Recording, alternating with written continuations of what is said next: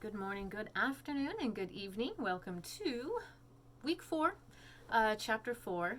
And I'm going to go over really quick. So, a couple things. One, responses and work is looking incredible. Thank you all for joining me for the question session. That was very helpful. I don't do Zooms very often. It's really hard for me to get on and get everyone together. So if for some reason you do have a point where you do need questions, I am willing to. You got to be kind of flexible with me because I don't have much time available. So I'll do my best. That being the case, again, we have some assignments coming up. You're going to notice that I post this for week 4. The response for this actually isn't until week 5. So just kind of pushing it ahead so that way you have it, so you have time. I personally love having all the stuff first so that I can work on it when available because yes, my schedule is absolutely insane. So very little time for anything. I got to push everything into whatever's available. So again, I apologize that we don't do live Zooms often. It's just kind of something where it's so hard to do. And if you're like me, I'm like, look, I kind of want to do my work in my PJs. So just give me the recording. I'll work with it. So all right, so we're going to work on chapter 4. It's going to be a little bit on the shorter side, no less important, of course. So we're going to be working on some really good stuff that's really going to kind of help us. But first, I kind of want to give us a quick little review of some of the things that we've already talked about in chapters 1, 2, and 3. So let's go. First, I'll actually kind of cover the let me rephrase this. I'm actually going to go to the vocabulary words next. I have it first on the list because that's just kind of how it is in our PowerPoints. You always see the vocabulary words first, so you kind of know what we're going to be covering. So when I say, hey, I need these vocabulary words in your response, it's that second slide. You'll always know where to go. Doesn't have the definitions. You have to click through. So that way you'll have it. If you watch the video all the way through, it's super easy. As you're going, you can actually write it down. You can look it up in the book. Either one will be fine as long as you have a good understanding of said vocabulary. So we're going to go over our understandings first of what it is we know so far. So far we have arguments. Arguments includes issues, reasons, and conclusions. Okay. To get your conclusion, you need to have your issue that's supported by your reasons. Okay, your conclusion comes from reasons supported by, your issue supported by your reasons. Okay, so conclusions, issues, plus reasons. All right. Don't forget our value assumptions, those things that we hold to be true, the things that we value, and these assumptions that we have about things that we value, which is not to be, by the way, misunderstood for reality assumptions. So value assumptions do affect our reality assumptions, and then our reality assumptions will affect our value assumptions. And again, a reality assumption is something that we hold to be true about reality. That changes over time as we get more information and more research. Things come to us and we go, oh shit, I didn't know that was a thing, right? Again, like the whole flies live to be, flies only live for about, 24 hours. And in my head, I believe that. That was my reality. I assumed that to be true and lived a very weird life knowing that. And then when I found out, oh, unfortunately, the life of a fly is 24 days, that absolutely changed the way in which I live my life. I kill flies now. So rather than let them suffer in a jar. None of this sounds good at all. Okay. All right. So again, I've actually valued the life of a fly now. So now I put it in the jar and I try and get it out, right? I'm like, I don't need you suffering in my windowsill for, 24 days. Plus, I don't want to hear it. All right. So these are the things that we know so far based on what we've been learning. All right, we've also covered both deductive and inductive reasoning in our last chapters, but it was kind of like a little bit of floaty. There wasn't a lot to it. I'm going to give you more so you really feel solidified and understanding what is deductive reasoning and what is inductive reasoning. And I'm going to start with deductive reasoning first. So, deductive reasoning, remember, oh, that's not it. Let's put that one down. Let's do this. All right, so remember deductive reasoning, we followed a certain logic. So it's creating an argument using formulas. And remember, this was part of our formula. I'm going to show you the other ones in just a second, right? You have your major premise, your minor premise, and your conclusion, okay? So the idea behind this, and again, if these are backwards on you, I'm sorry, I'm on my phone and it flips it around, so you might be sitting here going, this idiot. I don't know, I haven't finished watching that part of the video, so I apologize if those are backwards. but you can go back again to that PowerPoint. So you want the idea of deductive reasoning is following a formula, and a formula is also considered a syllogism. This, my friends, is a syllogism. So syllogism has three parts. We've got our two premises, 1 and 2, and then we have our conclusion, okay? These two equal the conclusion. Because of this, then this, all right, creates our conclusion. I'm also going to show you again as we go through. Forgive me if I'm out of the shot. We're going to go over the different types of syllogisms.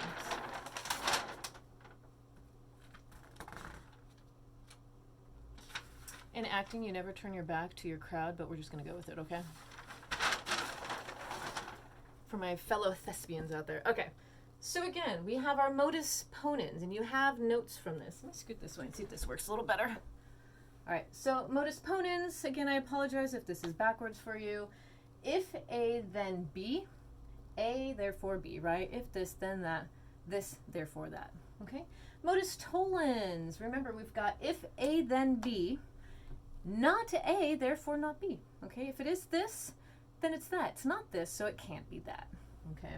A chain argument is if A, then B, if B, then C, there's a chain, all right? So then if A, therefore C. So if it's this, then it's that. If it's that, then it's this. It's this, therefore it's that. That's kind of a, that one wasn't as easily explained, but if you have, you know, if this is that, all right, if A, then B. It's easier when you use the letters, to be honest with you. So if A, then B. If it's B, then it's also C. Well, that stands to reason. If it is C, therefore it is A. Okay? All right. There are some, and I haven't gone over them all yet, but there are some fallacies where you would jump from A to Z with no B's or C's in between. Okay, so there's another fallacy there. All right. Disjunctive syllogism, and we know syllogism is right in the word there, okay? So it's either A or B. It is not B, therefore it must be A. Or it could be the other way around. It's either A or B. It is not A, therefore it is B, okay? Give you kind of a back and forth there. So also we have, last but not least, argument by elimination. So it's either A, B, or C. It's not B, and it's not C, therefore it's got to be A, okay? Again, these are different formulas we use for deductive reason and understanding how we can create formulas to actually give you the truth behind what we're trying to say here, right? If it's not A, B, if it's either A, it's either B, or it's C. It's not A, it's not B, therefore it's C, okay? All right, so an entomy is part of parts or key parts of this syllogism aren't directly stated, and they're implied. And the issue with that is you're missing, remember that major and that minor premise? You're missing one of these to try and get here. And so what's happening is you're trying to make an argument missing these pieces, so people are just inferring and kind of guessing what they assume you to be based on your conclusion. But when you're missing those two pieces, it becomes a fallacious argument, meaning it's not whole. You're just kind of saying, well, and then you're letting your listeners or whatever try and deduce what they think you're trying to say. So the thing is, you're not including the points, you're not including the facts, so they're kind of just guessing at what you're trying to say. Okay, remember that Seinfeld episode I referred to before? Jerry, you know, you may tell jokes, but you are no comedian, based on these, remember, reality assumptions of what a comedian was supposed to be. Ta-da! Okay. All right, now inductive reasoning. Inductive reasoning is incredibly important. That's pretty much what all of Chapter 4 is going to be covering. This understanding that inductive reasoning needs evidence. Okay, we use evidence to support our points. Okay, so inductive reasoning differs from deductive reasoning because it allows you to think critically. What is this class about? I totally forget. Oh, that's right. Critical thinking. Ha. Okay. So we're in a critically thinking class. We are using inductive reasoning. The reason why we're using this is because we're using evidence to get us to the point. Okay. All right. So we evaluate evidence for credibility before drawing our generalizations, right? So you get the evidence, you're checking it. Is this true? Is this real? Is this factual? Where is this information coming from? Where did you get the data? Is it solid data or is it very biased? These are the questions you need to ask before you get to your conclusions, okay? So the idea occurs, inductive reasoning, I'm going to read the quote here, occurs when we use facts or research findings to make generalizations. And we'll talk about generalizations in a little bit. Generalizing is not necessarily good or bad. As long as you're using all the evidence at your disposal, you're able to make those. If you're generalizing just for sake of generalizing, then you're not coming to the right conclusion. We'll give you a little bit of more information on that as we move forward. So using the facts and research is what gets you to that final generalization. So this is where this statement right here is kind of where we have an issue with generalization, and sometimes it's good, sometimes it's bad. So most A's are B's. This is going to be our example. Most A's are B's. If I encounter an A, it's probably a B. However, there are exceptions, and we must understand there are always exceptions. So most A's are harmless. Most snakes are harmless. If I encounter a snake, it's probably harmless, but there are exceptions. And an exception is obviously, it's coiled, its tail shaken, like it's coming at you. You could say, all right, not all snakes are harmless, especially when it's in the mood or in the mode it's getting ready to attack me, okay? So that's an exception. You could say, most dogs like to sniff to get to know you, all right? So if I encounter a dog, you put your little hand out first, it's going to sniff me. So if I encounter a dog, I let it sniff me. However, there are exceptions. Don't just put your hand in a dog's face, right? We don't know what all dogs will do. But most dogs that you encounter that are out in public are usually pretty friendly. And again, you'll be able to see based on if the owner's pulling it back, maybe you probably shouldn't approach it, right? If it seems aggressive. So again, it's kind of generalizing, most, therefore, most A's are B's. So if I encounter A, therefore B. So we can kind of guess. Again, generalizations are not always perfect. It's not all 100%. There are always exceptions to everything. There's also a way to help with that. And we're going to talk about ways in which we can expand our understanding of generalizations, how we can become more understanding of the facts and which become more facts. We'll talk about that in a little second. Sorry, I jumped ahead just a little bit. So inductive reasoning is taking information and using it to say, okay, here's my understanding of this because of the research and information I'm getting. How do we learn using inductive reasoning? What are the many ways in which we use inductive reasoning? Well, first and foremost is always trial and error, okay? So inductive reasoning is either doing a thing and failing and then doing it a different way and succeeding, or continue to keep doing it until you finally do succeed. This is how we become inductive reasoners, okay? Trial and error. And this happens a lot of times with just about anything. Majority of the time, the best way to avoid trial and error is to read the directions, but we'll get to that point in a second, okay? All right, so we'll say that most kids, or many people, I don't want to just put it to kids because I've seen some adults do some really dumb things, okay? Most kids or people do dumb stuff, and that's how they learn, I can't say I haven't done some pretty stupid stuff as an adult. It happens, okay? We kind of learn from our mistakes. But it's a trial and error thing, We do something stupid and we're like, well, that wasn't smart. How many times has your parent said, don't do this thing, and you did the damn thing, and then you learned, okay? Despite the evidence and the information that you were given, you still wanted the trial and error. Don't touch it, it's hot, Or how often do people go, don't touch the plate, it's hot, and they give it to you at the restaurant, you touch it and you burn yourself, right? These are just things that trial and error. It's like, despite the evidence, I still did it because I was trying to figure it out for myself, okay? So kind of part of the inductive reasoning.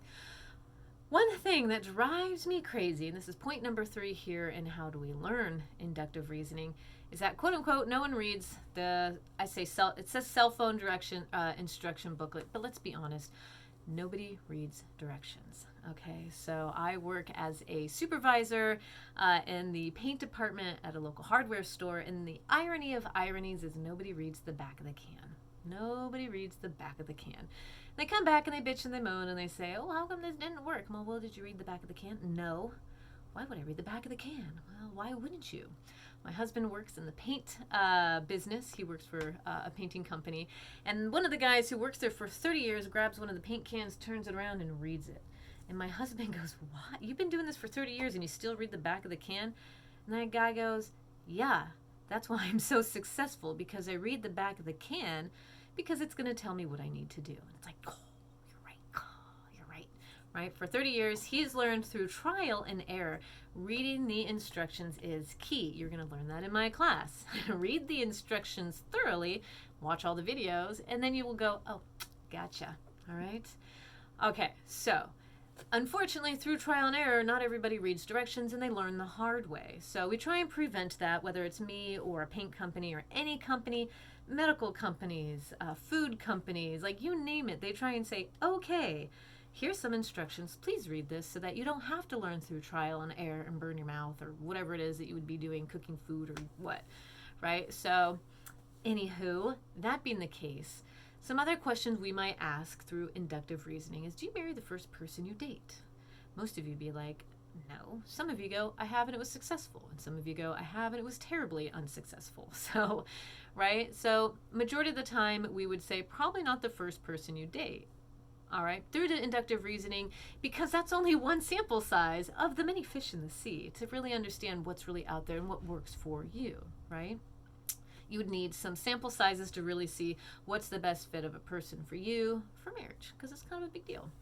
Okay, last but not least, we have here, I didn't get straight A's until college because I had to learn how to do school. So I notice a lot of times with students, my very first English 2 students who've never had English in a college level, and then I come see them in English 11, are 2 different students, even though it's the same student. Because what happens is you just learn how to kind of do school and how trial and error and ways in which you either communicated with the teacher or did your homework or didn't do your homework or managed time or didn't manage time. You start to see where there is success in that and that evidence, again, in that trial and error and what's working. And by the time you get to this class, majority of you are just like, I barely feel like I have to say anything. I'm like, y'all know what to do. You know how to do school. It's pretty easy. If you've had me before, you already know what I look for, okay? That being the case, again, for me, I had to go through 12 years of, school between elementary and high school before I really understood what it really meant to do work. Because for me, let's be honest, high school was kind of social. I was just a ditz looking at the, looking out the window, just, I didn't really think about school until it mattered. And for me, college matters. So I don't know about you. It's my personal take on that. But that's just kind of how I was through my trial and error. And once I started doing that, and especially at Butte, skyrocketed. 2 masters. I'm telling y'all, once you start to do school, you're just like, this is fun, this is great, and I'm having a good time. So, but that's me. I enjoy school. That's why I teach. That's why I keep going to school and getting degrees I probably don't need, right? Okay, so inductive reasoning, you must also understand that evidence is not 100%, okay? You can have as much evidence as you want. I'm going to show you this in a little bit about understanding evidence is not always 100%. You're only given as much evidence as you can give. This is why when we talk about sample sizes, you want the biggest sample size you can get. Still not 100% because, again, not, all A's are B's. Not all things will probably be this, okay? I'll show you a little example in a second. Okay, so evidence is not 100%, but is more probable based on the more evidence that you get. So the more evidence you get, the more likely that evidence is leaning pretty much to be 100%. You'll probably have 99.9% fact at that point by the more evidence you get. And I'm going to show you something. It's called the point of interjection. And you got 2 lines, okay? A question for you. I'm going to start drawing you a line. Maybe I'll do it this way. I'm going to draw a line, okay? And in this line, I'm going to give you some evidence, and you're going to say to me whether or not these lines intersect or not, right?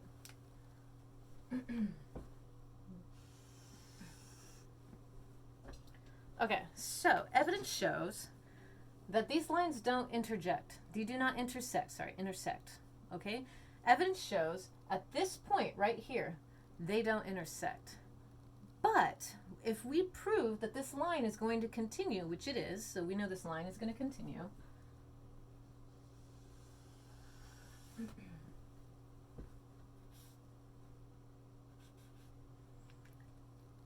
we see that the lines do ultimately intersect. Okay, so the point of intersection depends on your evidence. So you could say these lines in no way, shape, or form, imagine you have nothing here. You could say, no, these lines don't intersect. They do not intersect. I have evidence here. But as you develop more and more evidence, you start to go, oh shit, aha, damn. They totally do right there. All right, when you start to get more evidence, you start to see the bigger picture, and you always need a bigger picture. You see that if anyone's watching the impeachment trial right now, whatever your opinion on isn't the point here, the more and more evidence that they are getting, the more and more they're starting to see that point of intersection, right?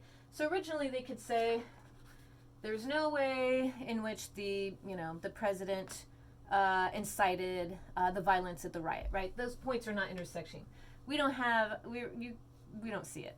But as the defense, as the House managers are starting to give more and more information and evidence, you do start to see it, boom, the point in which there is an actual point of intersection. When there is proof that proves and shows that there was a point of interjection, there is a point in which you would say the president incited the the insurrection, right?